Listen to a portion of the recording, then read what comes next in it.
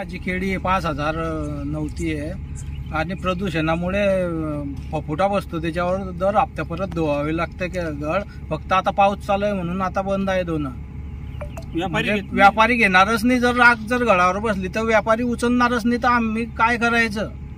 आम्हाला मरणाशिवाय दुसरं काहीच हे नाही. मग खर्च 2.5 लाख रुपये आज लोक खर्च झालेला आहे आणि याच्या पुढे सुद्धा 50-60 हजार रुपये खर्च होईल. तर हे जर उत्पन्न जर नाही मिळालं या राखपायी तर आम्हाला मरणाशिवाय दुसरं कोणतीच ते मागचे असो तर काय खासकर म्हणजे ग्रामपंचायत कार्यकर्ते हे राजकीय पाठबळामुळे इथे इतकं म्हणजे नास दूध चालू आहे शेतीची आणि हे चालू आहे. तिथे पण काही लोक आहेत संजीवाच्या बाजू असणारे गव्हर्नमेंट काउंटर मनोज बेन यांची शेकडो एकर जमीन इथे आहे.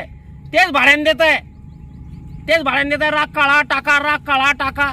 अरे कसं तुम्ही प्रदूषण बघा ना. तुम्ही जरा काही तुम्हाला काही वाटते की ना ज्या गावात आपण खातो पितो मोठे झालो, ज्या गावात आपल्या समाजा रक्ताचे भाऊबंद आहे.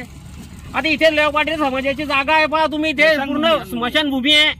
पूर्ण स्मशानभूमीवर राख टाकलेली आहे. म्हणजे माणूस मरतो आणि त्याला गाळ्या सुद्धा इथे राखच आहे. दुसरं काही इथे माती राहिलेली नाही. आता अशी परिस्थिती विलाळ्या गावात झालेली आहे.